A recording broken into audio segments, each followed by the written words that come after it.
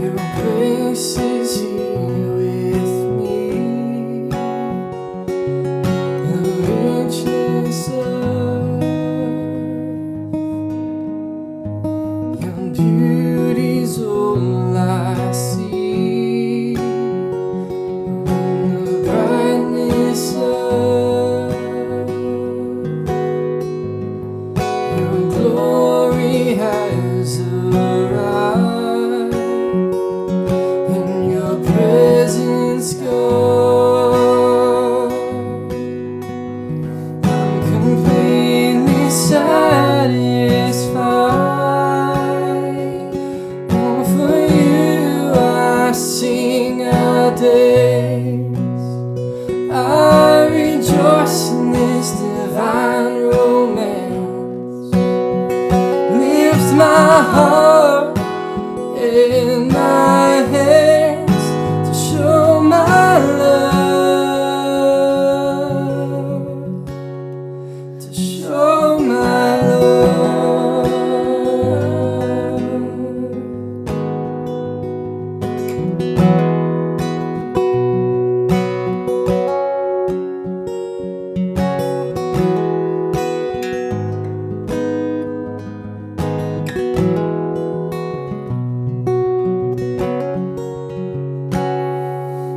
Deep, deep light,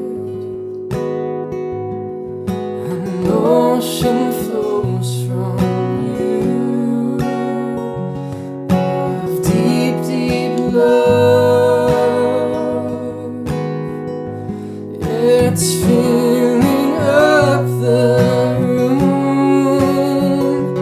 Oh, your innocent blood has washed my guilty life. In your presence, God, I'm completely satisfied. Oh, for you I sing our days. I rejoice in this divine romance. Lift my heart in my hands to show my love, to show my love.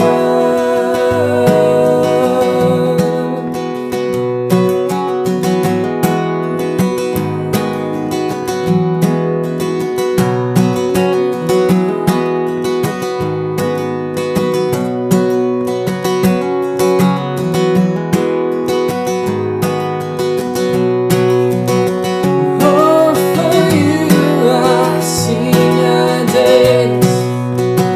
I rejoice in this divine romance.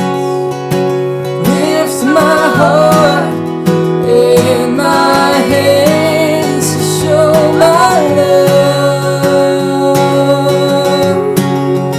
Oh, for you I sing our days. I rejoice in this divine romance. Lift my heart in my hands to show my love, to show my love, to show my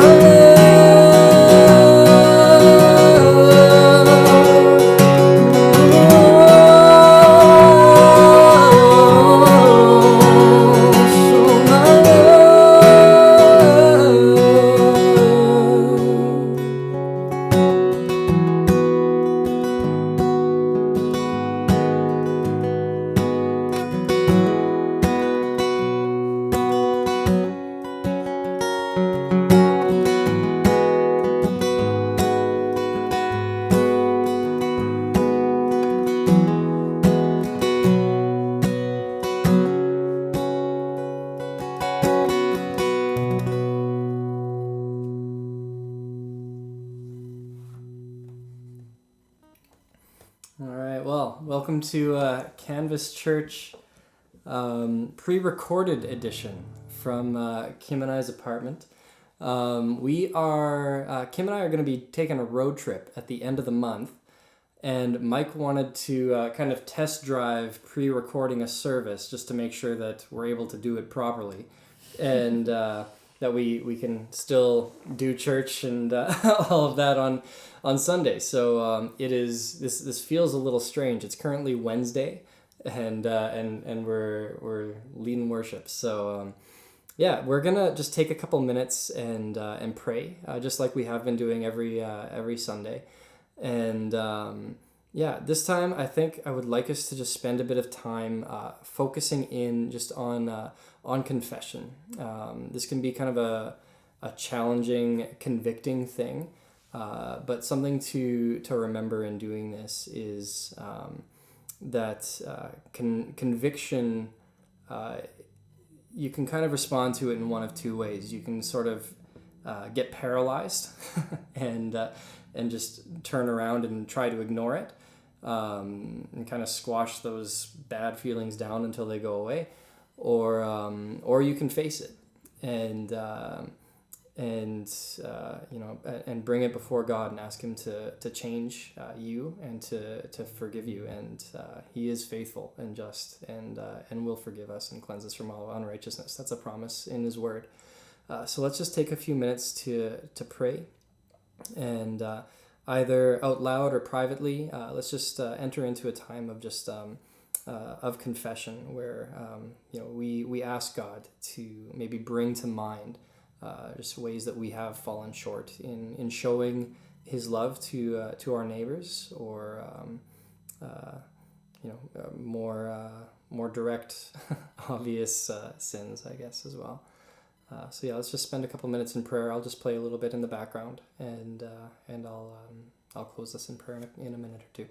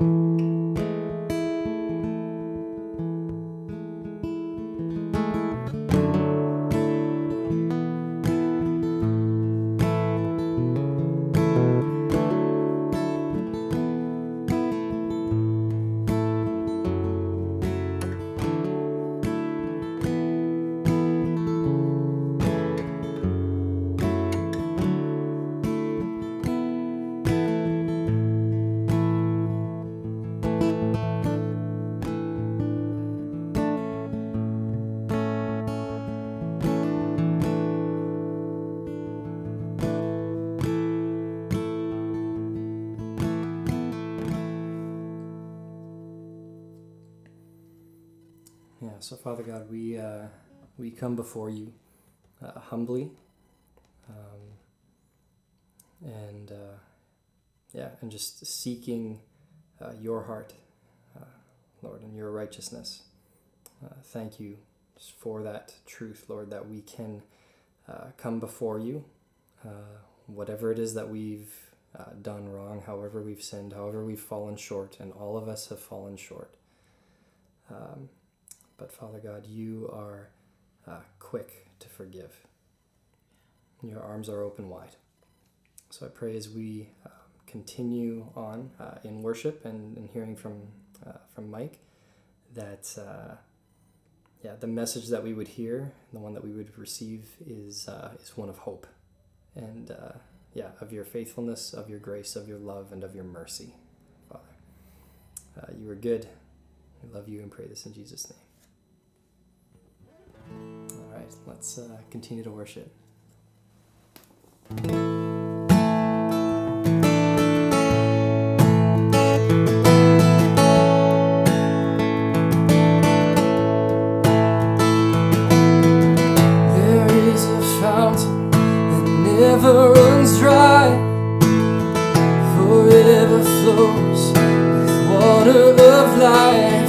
stop moving. You never stop moving. And where your river runs, everything lives. And where your river goes, never thirst again. You never stop moving. You never stop moving. Your mercy flows like a wild, wild river. Your love is strong like the raging sea. And God, all your goodness goes beyond all measure. Your praise like a flood pouring out of me.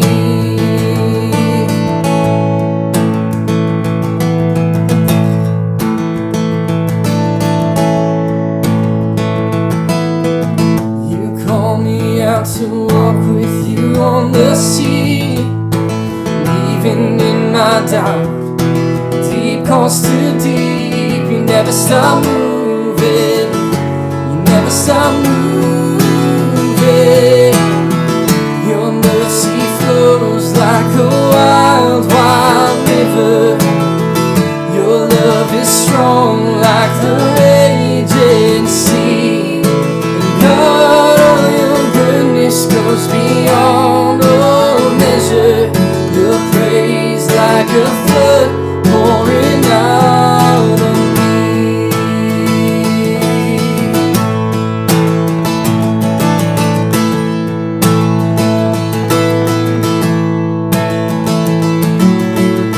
Your grace a limitless ocean, I'm swept away in the tide.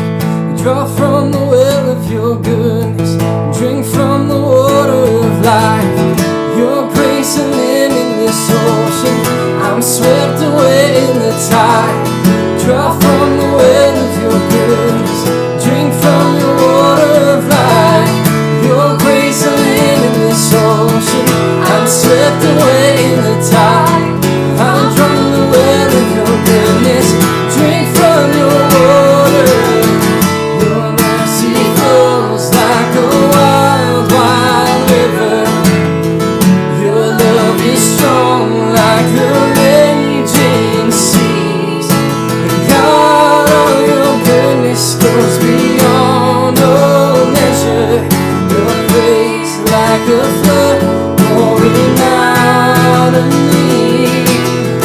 Your mercy flows like a wild, wild river.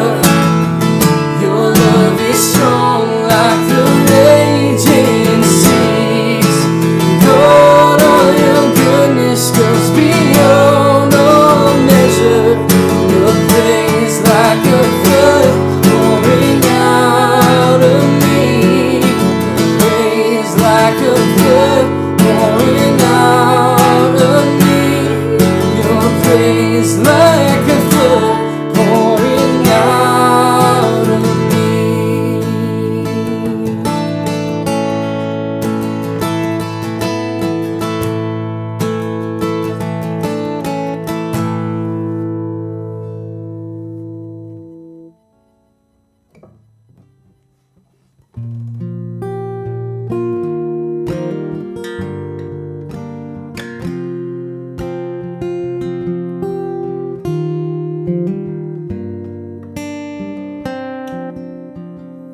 The head that once was crowned with thorns is crowned with glory now. The Savior knelt to wash our feet. Now at His feet we bow.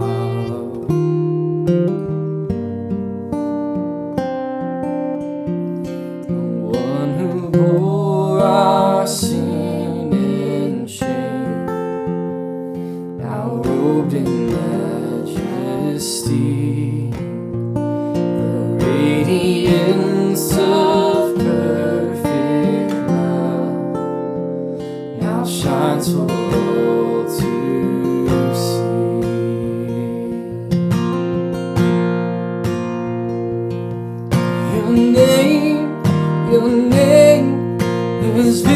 victory. All praise will rise to Christ our King. Your name is victory. All praise will rise to Christ our King.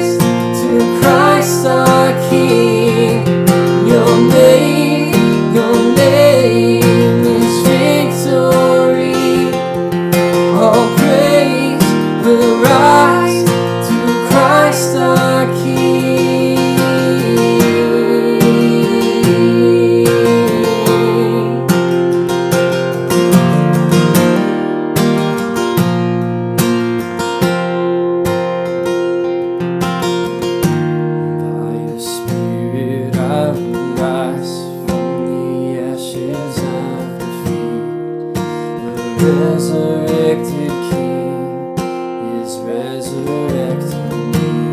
In your name I come alive to declare your victory. The resurrected King is resurrecting me. By your Spirit I will rise from the ashes of defeat. The resurrected King is resurrecting me. In your name I come alive to declare your victory. The resurrected King is resurrecting me. By your Spirit I will rise from the ashes of defeat. The resurrected King is resurrecting me. In your name I come alive to declare your victory. The resurrected King is resurrecting me.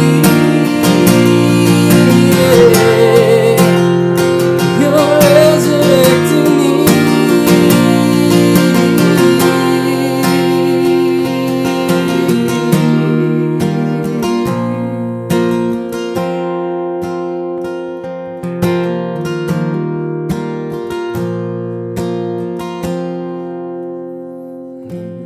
Where soldiers watched in vain was borrowed for 3 days. His body there would not remain. Our God has robbed the grave. Our God has robbed the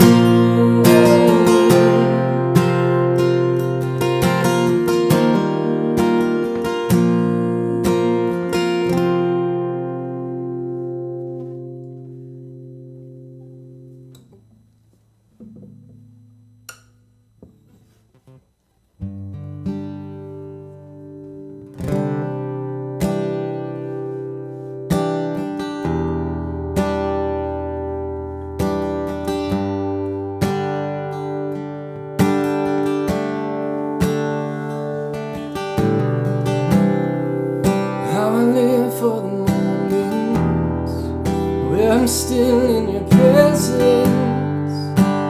All noise dies down. Lord, speak to me now.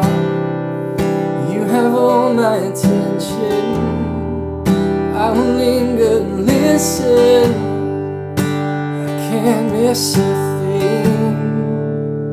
Lord, I know my heart wants more of you. My heart wants something new, so I surrender all. And all I want is to live within your love, be undone by who you are. My desire is to know you deeper, Lord. I will open up again, throw my fears into the wind. I am desperate for a touch of heaven.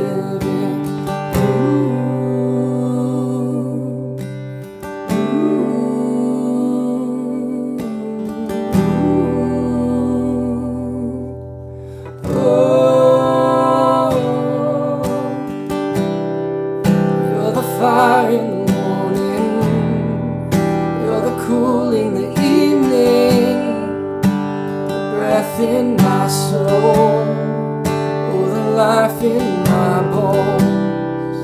There is no hesitation in your love and affection.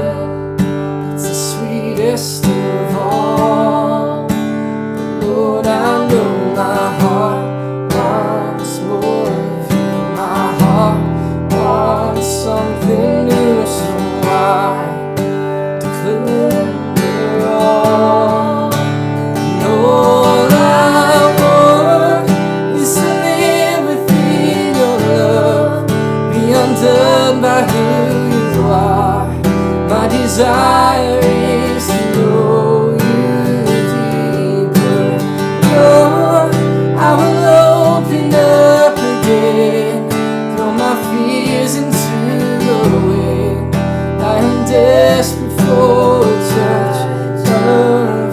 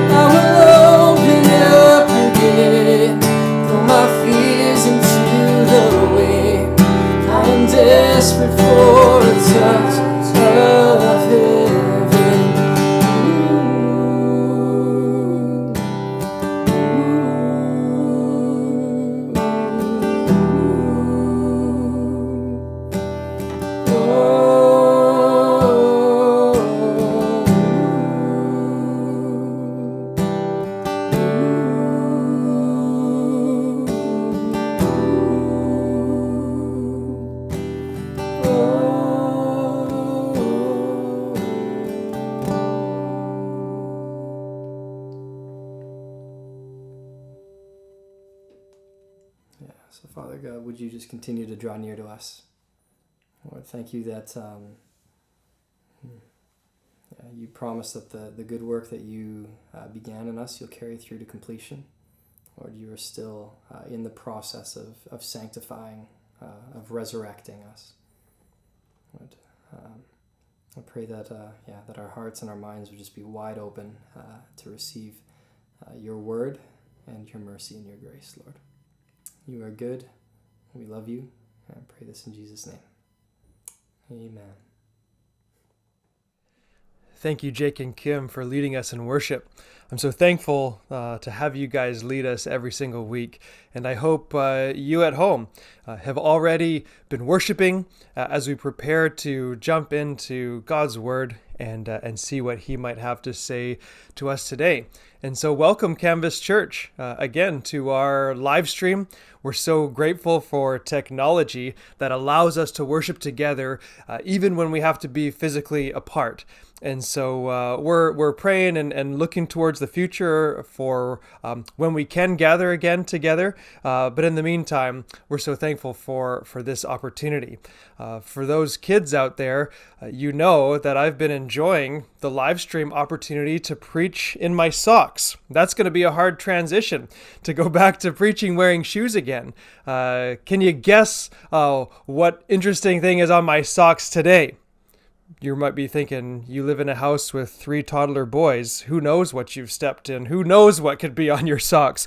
Well, if you guessed sharks with laser heat-seeking missiles, then you guessed correct.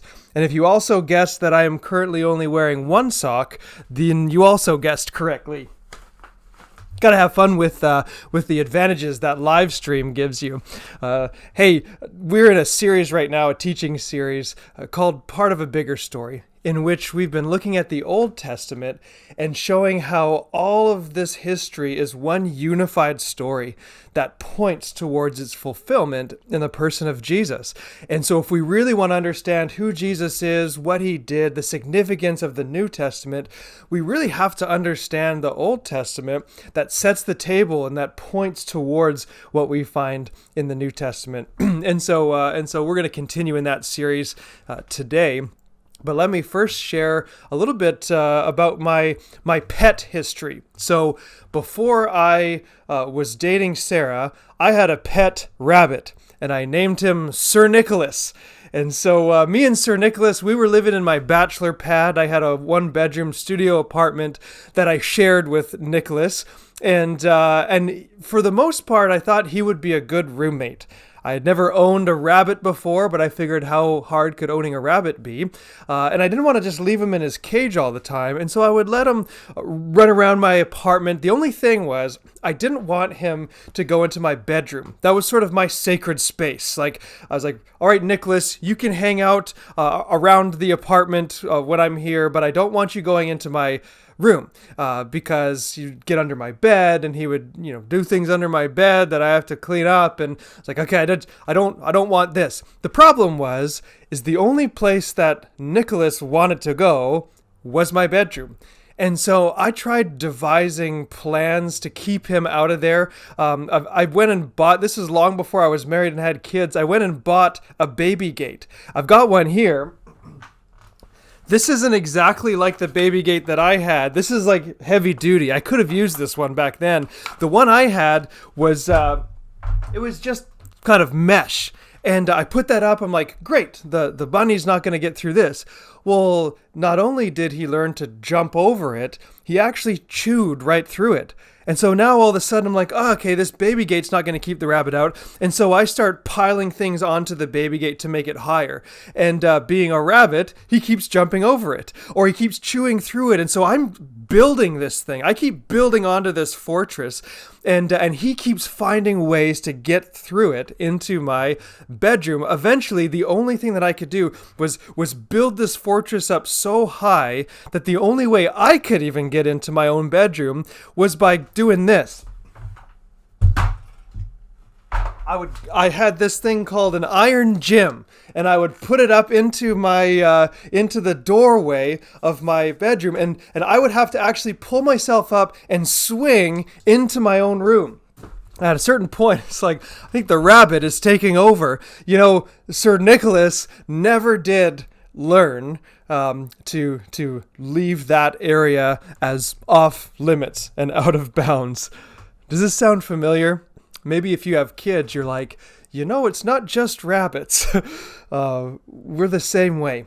You see it with children. We have a baby gate that we have blocking off some stairs in our house to try and keep Finley safe until he begins walking and can navigate that a bit more. And we're constantly telling our kids, shut the baby gate, shut the baby gate. Hey, if you go through the gate, make sure you shut it. Hey, is the baby gate open? And realize, man, you have to tell kids over and over and over again what you want them to do. But we don't really outgrow that. I've found in my own life, I can be just as single-minded as I was when I was a kid. I can be so single-minded about getting the thing that I want that I'm willing to jump over or dig through any obstacle that will keep me from getting there, often oblivious to the harm that it causes everybody else that is around me. As we continue in our teaching series, we're going to look at something today called the sin cycle. And we're going to talk a little bit about that, but this becomes this cycle that you see play out in the life of the Israelites as they have entered into the Promised Land. You remember last week we talked about Joshua.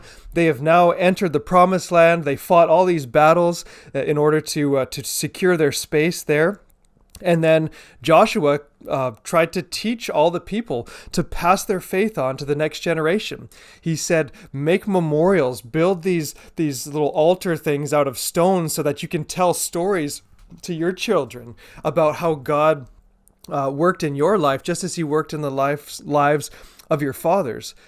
But then eventually, both Moses and Joshua pass away. That whole generation that Joshua led passes away. And the next generation rises up. And the question is, how will they live? And so we're going to move into a new book of the Bible today, the book of Judges. Now, book of Judges has a lot in it, so we're going to just do a bit of a summary here. But we really get at the main themes of this book right in the very beginning. Judges chapter 2. Verse 6, listen to what it says. It says, when Joshua dismissed the people of Israel went each to his inheritance to take possession of the land. And the people served the Lord all the days of Joshua and all the days of the elders who outlived Joshua, who had seen all the great work that the Lord had done for Israel. And Joshua the son of Nun, the servant of the Lord, died at the age of 110 years old. And they buried him within the boundaries of his inheritance in Timnath-Heres, in the hill country of Ephraim, north of the mountain of Gash. And all the generation also were gathered to their fathers. And there arose another generation after them who did not know the Lord or the work that he had done for Israel. And so Joshua passes away, the elders and the leaders of his generation pass away, and a new generation comes up. And it says, this generation did not know the God of their fathers. Joshua's generation, unfortunately, has failed to heed the words that he gave them about passing on the faith, and so they've now fumbled the handoff. They've not passed the faith on to the next generation, and the next generation is not equipped with the knowledge or the experience to follow the God of their fathers. And right off the bat, you see that as fathers, we have this responsibility to pass the faith on to our children, to be spiritual leaders that would pass that wisdom on to the generation coming behind us. And actually, there's been some fascinating studies even looking at the impact of fatherlessness on people of faith, and how oftentimes that can be one of many factors, but an important factor that pushes people towards rejecting faith, towards atheism. The faith of the father is so important in the life of the next generation. And I remember my grandfather saying, we're only ever one generation away from seeing the church die. If we fail to pass the faith on to our children, then eventually our church will die with us. as we don't leave an inheritance for those coming behind us. It goes on to say that this generation didn't do so well. They did not receive the faith from Joshua's generation, and this is what they fall into. Continuing in verse 10, it says, "And the people of Israel did what was evil in the sight of the Lord, and serve the Baals." Now the Baals are the other gods of the other cultures around them. This was seen as sort of the storm god. He was the one who would bring the rains and water the crops, and so oftentimes people worshipped him in pretty gruesome ways in order to get a good crop season, because at that time, if you had a bad crop season, then your whole nation would suffer and could possibly be wiped out. And so they would serve these Baals. "And they abandoned the Lord, the God of their fathers, who had brought them out of the land of Egypt. They went after other gods from among the gods of the peoples who were around them, and bowed down to them." Sometimes people ask, why would Joshua lead the people into battle, to destroy all these other nations in the Promised Land? And one of the reasons is exactly for what happens here. Doesn't take long before the very next generation that has inherited the Promised Land starts following down these other paths, starts worshiping the gods of the nations around them and rejecting the God that brought them into the Promised Land. It says, "And they provoked the Lord to anger." God doesn't get angry for no reason. God is not just an angry, wrathful God. Even in the Old Testament, where sometimes people say he seems that way, God is always provoked towards anger. There's always something that is happening that God focuses his anger on. He's not just flying off the handle. He's specifically focusing his anger on the people abandoning the covenant that they made with God. It says, "They abandoned the Lord and served the Baals and the Asheroth. So the anger of the Lord was kindled against Israel, and he gave them over to their plunderers, who plundered them, and he sold them into the hand of their surrounding enemies, so that they could no longer withstand their enemies. Whenever they marched out, the hand of the Lord was against them for harm, as the Lord had warned, and as the Lord had sworn to them, and they were in terrible distress." And so God was with them when they entered the Promised Land and gave them victory over their enemies, but that was always conditional on whether they followed him. And now that they have abandoned him, he has removed his hand of protection and of blessing from them, and now the other nations are having victory against Israel. But it says, "Then the Lord raised up judges who saved them out of the hand of those who plundered them." And so God, even in the midst of this judgment, is showing grace. It says, even in the midst of this, he will raise up judges that will come and deliver Israel from their enemies.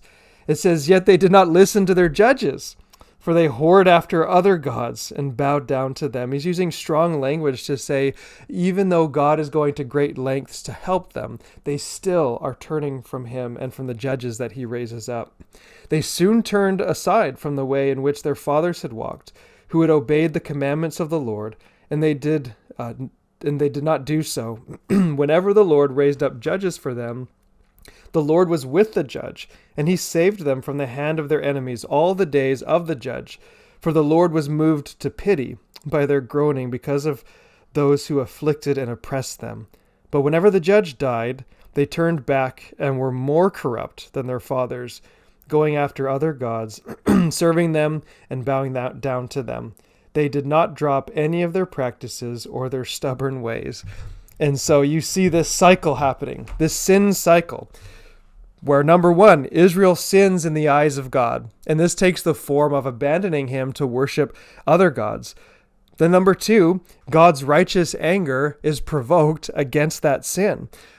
So number three, God delivers Israel into the hands of their enemies.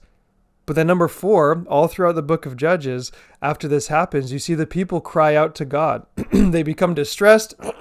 They cry out to God for help. And so number five, God has pity on them and raises up a judge that during their lifetime will help Israel have victory over their oppressors.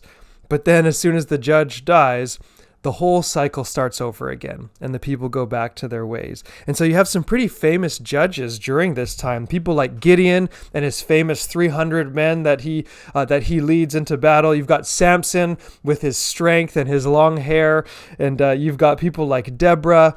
You've got these amazing judges throughout this book that raise up to help the people, but it's this continual cycle. And I think nothing really summarizes Judges better than the very last verse of the book. Judges 21 verse 25 says, "In those days there was no king in Israel, and everybody did what was right in his own eyes." Does this sound like modern culture today? Do you see some parallels between maybe the habits they fell into and the habits we fall into?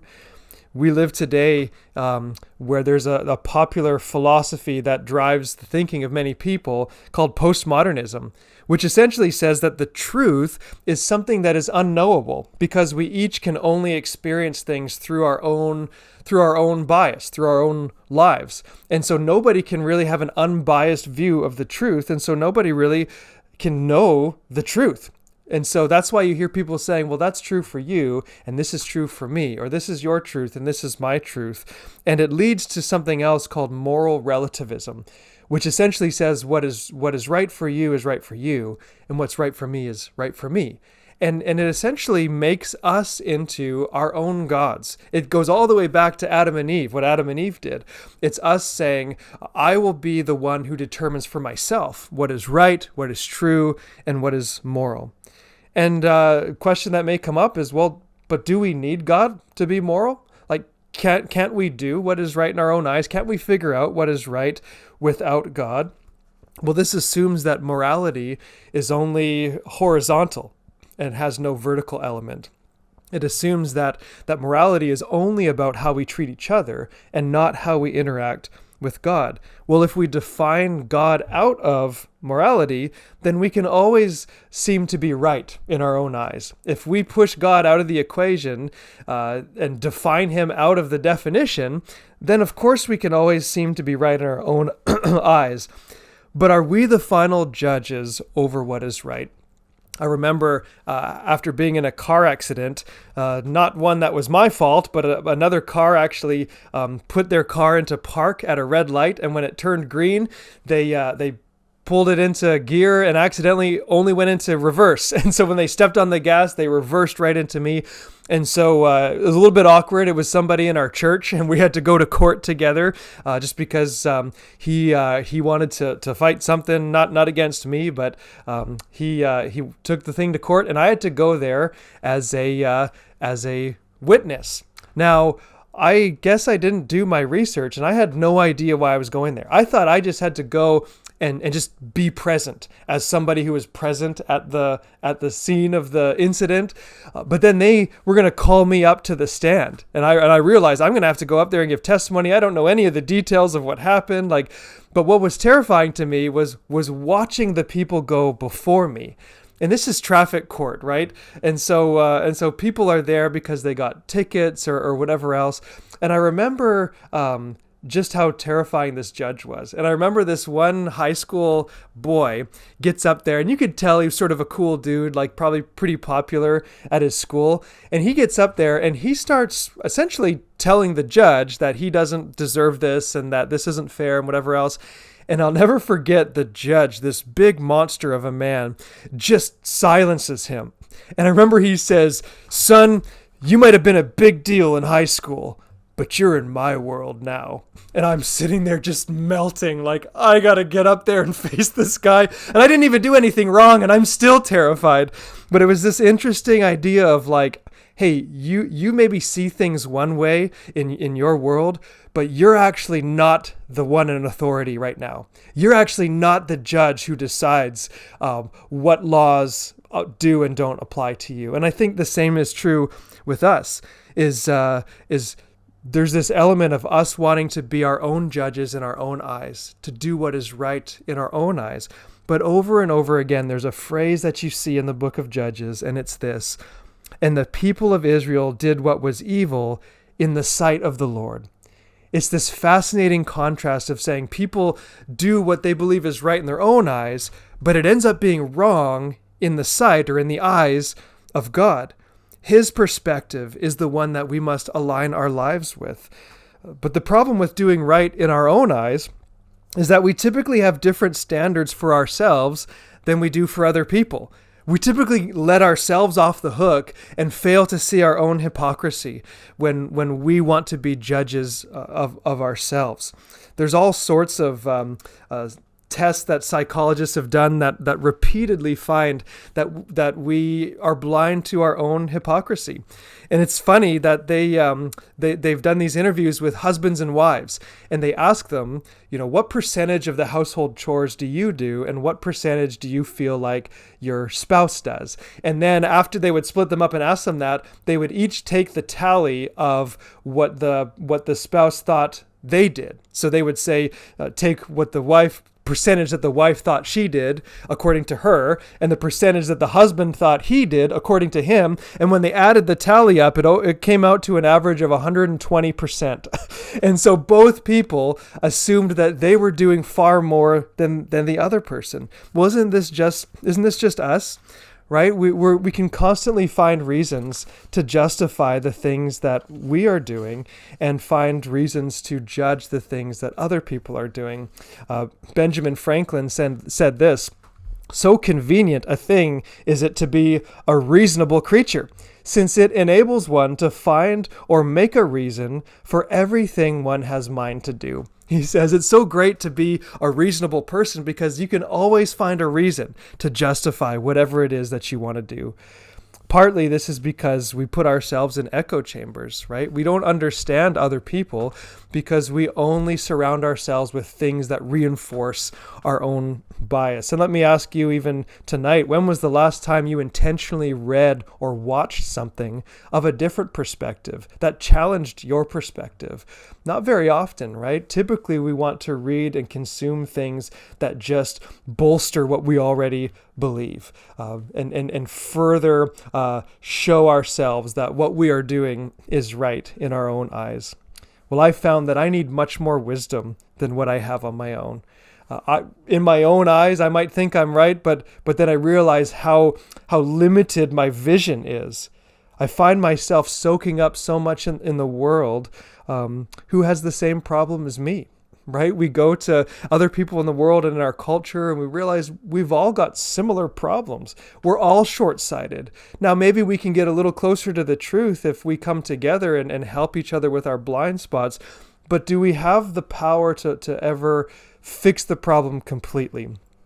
When I went to the eye doctor to get my eyes looked at, came to the realization that, life is quite a bit more clear when you can see what you're doing. And realizing that my prescription was so bad and they upped my prescription and I realized, man, like I can see. Like this makes all the difference in the world. I can navigate the world to the extent of my current vision. Right?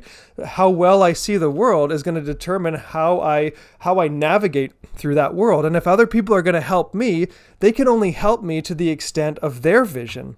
But what if we're all short-sighted?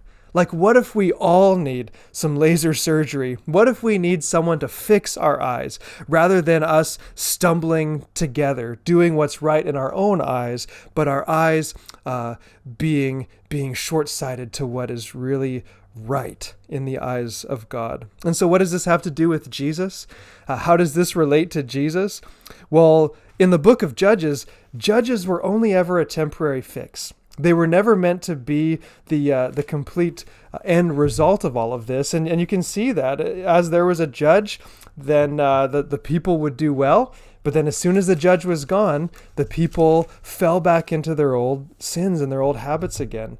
And so it's sort of like having I don't know if any of you have experienced this. I like to laugh at my parents growing up because they would have reading glasses, but they would always lose them. And so it's like, what's the point of having glasses if you can't ever find them? And sometimes they'd be on top of their head, they would lose them, or they would leave them somewhere. They tell you, man, reading glasses can be so cheap sometimes. Just buy like 10 pair and put them anywhere that you might possibly need them. That's what the judges were like. It's like, as long as you had the glasses on for a short time, you could see, but then as soon as those were gone, you were right back to where you started. Well, John chapter 3, this is the famous verse of John 3:16, that God so loves the world that he sends his son to die for us, so that whoever would believe in him would have eternal life. And usually we just stop there, that we would not perish but have eternal life. This is great.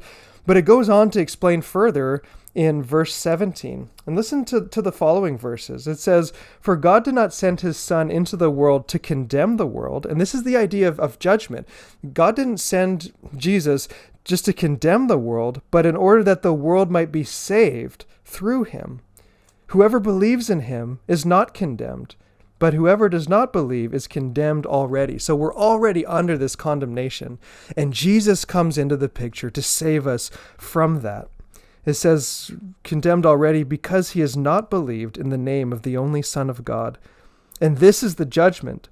The light has come into the world, and the people loved the darkness rather than the light, because their works were evil. For everyone who does not come to the light, lest his works should be exposed. But whoever does what is true comes to the light, so that it may be clearly seen that his works have been carried out in God. Is saying Jesus shows up on the scene to break this cycle of sin.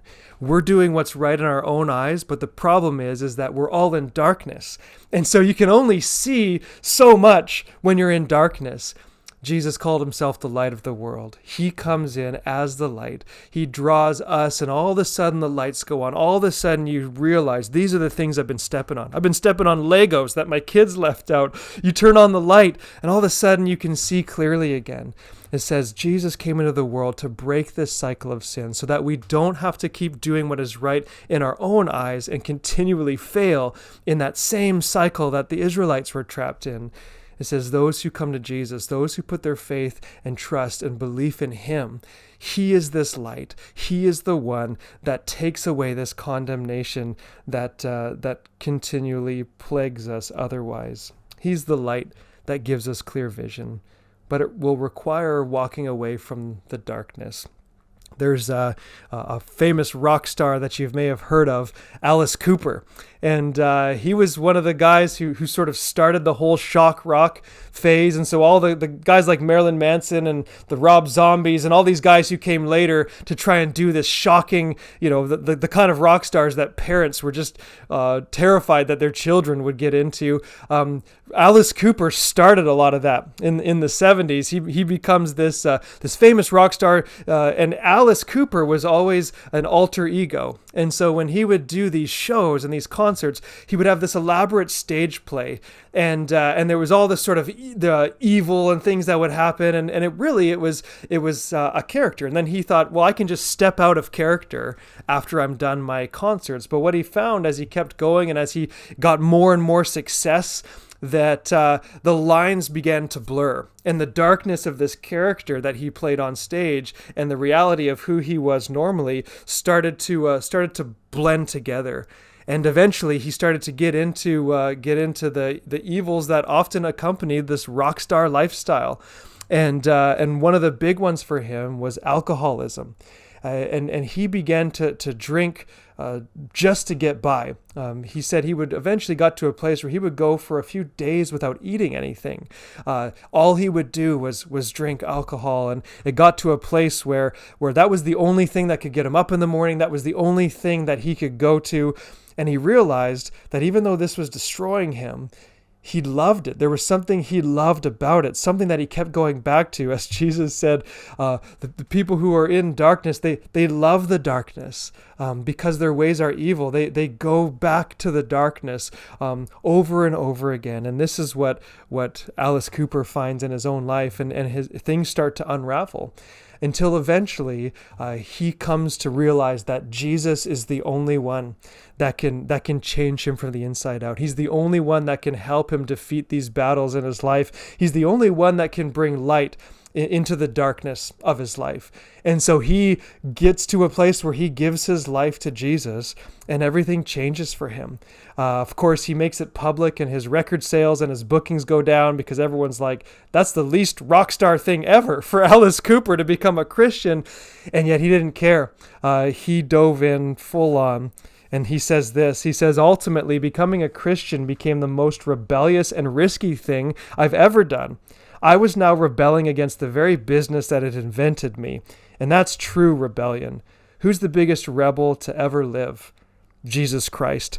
And if you're interested in his story, his autobiography, Alice Cooper, Golf Monster, is a fascinating account of how God got a hold of his life.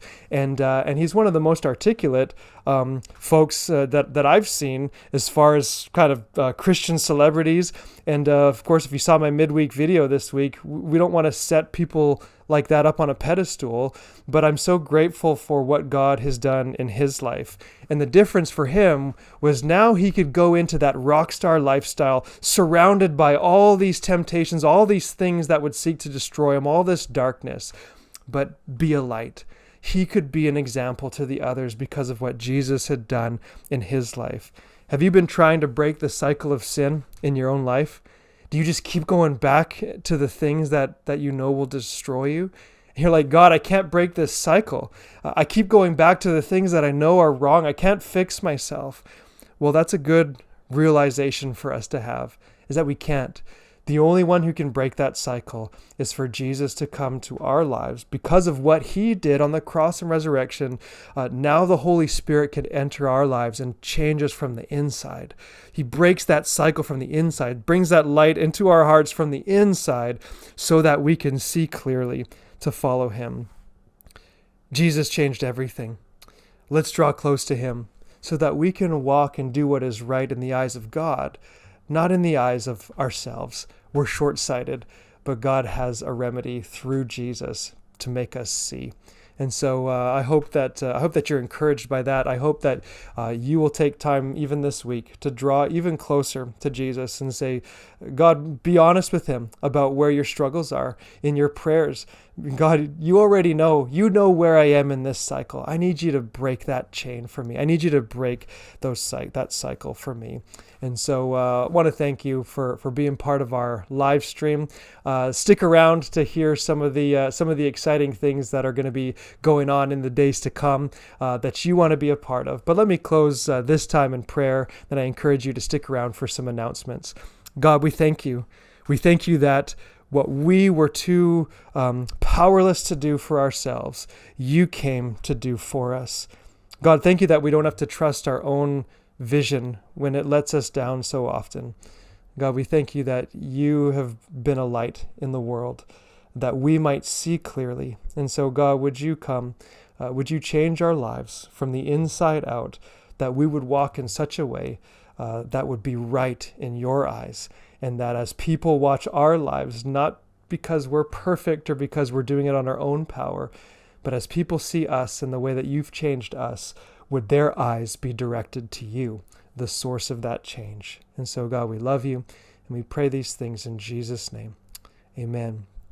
Canvas, don't forget that God is there. He loves you, and your church family loves you too. So stick around for some announcements, and we'll see you again soon.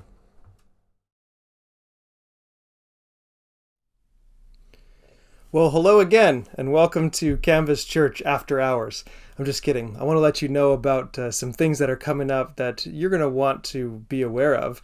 And the best way for you to be aware of all the things that we're doing as a church and to stay up to date on the latest information of when and where we might gather in the future, all of that stuff comes out in a weekly email called the Canvas e-News. It comes out every Wednesday. That'll have your links to various things that we provide online, as well as information about about just the latest updates on where God is leading us as a church. And so if you're not already part of the email newsletter, we would love for you to join up. And so you can do that by emailing me, mike@canvaschurch.ca, and I would be happy to add you to that so you can stay in the loop of all that's going on in the coming days. Another exciting thing is we just launched some community groups online. And we know it's not the same as meeting in person. And one day we hope to move into that format of meeting in homes and gathering together again physically. But for the time being, we're grateful for the technology that allows us to meet together online. And so there's a couple different Bible studies going on during the week. There's a weekly check-in where we come together and discuss and chat about maybe what God said to us in the previous Sunday. There's an Alpha 2.0 that's going on with university students, and some neat things that you'll want to be a part of. And so the links for all of those are in the e-news, and so you want to be subscribing to that so that you see those.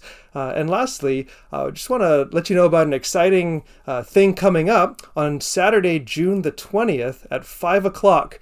We are going to attempt for the first time to gather back together physically. And so we're going to meet at Willows Park. It's going to be bring your own lawn chair or blanket, bring your own picnic dinner, and we're going to space out the appropriate amount. We're going to follow physical distancing. And if we become more than 50 people, then we'll break off into two groups so that we're respecting all the restrictions that are in place at this time. But it's going to be a great time to just come together, to see each other again, to talk to each other in one big circle. And so that's June 20th on a Saturday at Willows Park, 5 o'clock. Bring your own picnic dinner. Hope to see you there. Stay tuned in the coming days as we're working on trying to find a place and a date to get back together for a worship service. And so that information will be coming out soon.